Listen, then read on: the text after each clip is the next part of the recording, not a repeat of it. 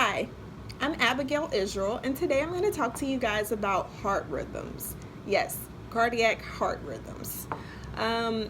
Most people, when they look at the screen, they will see just a bunch of squiggly lines. But no, those are not squiggly lines. What we're actually looking at and what we're actually doing when we read cardiac rhythms is we're tracing the electrical impulse through the heart and following it through the conduction system. So I have a few strips here, and I'm going to turn the camera around and I'll show them to you, and I'll show you how to read them real quick. Okay, so let's begin with this strip. I'm going to drag from the beginning until the end here so you guys can see the whole strip. And I'll also post some pictures of these strips so that way you'll get some still images of it as well. One other thing that I'm doing for you guys to be able to follow along is I'm using this sheet here that has already all of the intervals marked here. So we don't have to pull out our calipers. It's already calipered for us down here at the bottom, just to make the video go a little quicker. In another video, I'll show you how to use calipers on this. So the first thing you want to know is our P wave and our PR interval. And our PR interval is 0.16. So we want that to be less than 0.2. So that is normal. Then let's go to our QRS. The QRS is where the rhythm begins to spike up, this tall spike, and come back down. That's called a QRS complex. The QRS is 0.09 if you look down here at the bottom, and that's normal. We want a QRS to be below 0.12. Another thing we're going to look at is our rate. Our rate is 75.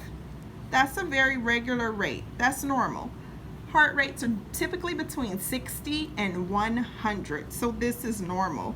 So what we would call this rhythm is what I'm in, what majority of you guys are in as well as you watch this video, is sinus rhythm, normal sinus rhythm. There's an abbreviation for that.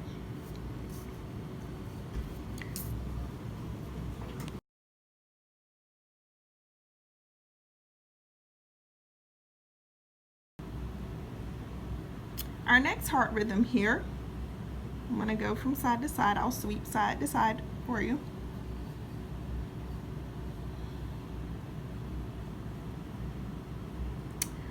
This patient, if you look here, look closely, there is a P wave. That first little hump there, we call the P wave.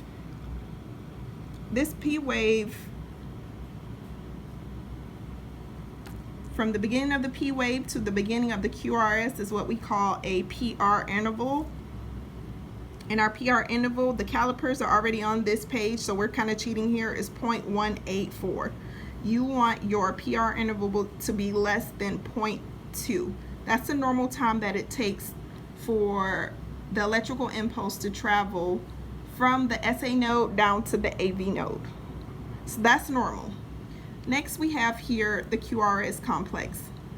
The QRS begins to spike up and then it comes back down. Our QRS complex on here is 0.09.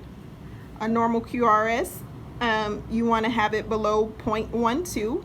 So this is normal. And what the QRS measures is the amount of time it takes the electrical impulse to travel from the AV node down the Purkinje fibers. Okay? The next thing you want to make note of is after the QRS complex begins a T wave. Okay? And so all these numbers look normal down here. The only thing that is not normal, the rhythm is very regular. If you can look there, it's regular. The heart rate, if you look down at below, the heart rate is 54. So this patient is in sinus rhythm because the heart rate is regular, but it's slow. So we're going to call it sinus brady.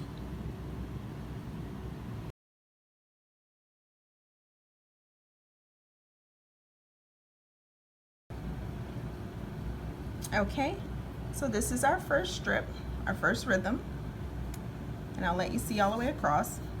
This is just a 6-second strip. And I'm going to try to zoom in here. So the first thing that you want to do is you want to note that this script does not have any P waves that are notable.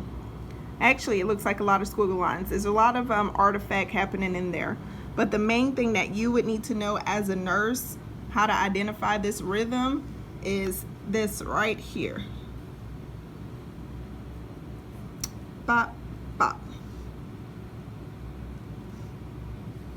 You see these two dark lines on each beat.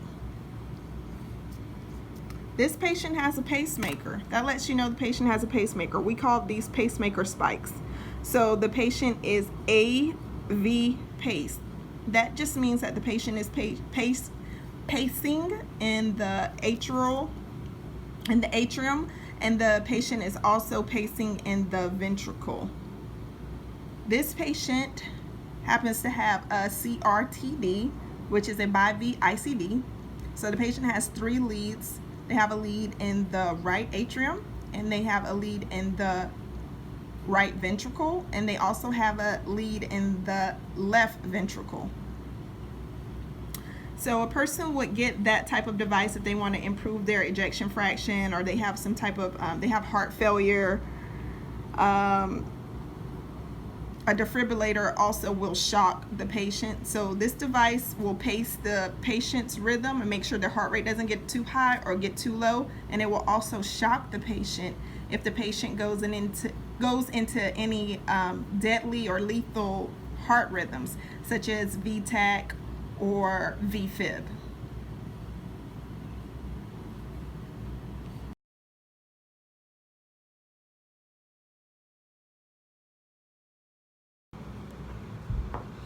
Okay, so I know that was a very quick video and I kind of did fly by it. If you guys are interested in learning more about cardiology and learning more about reading rhythms, please let me know down in the comments below. Click like and subscribe to my channel, and we can go way more in depth than that. Thanks.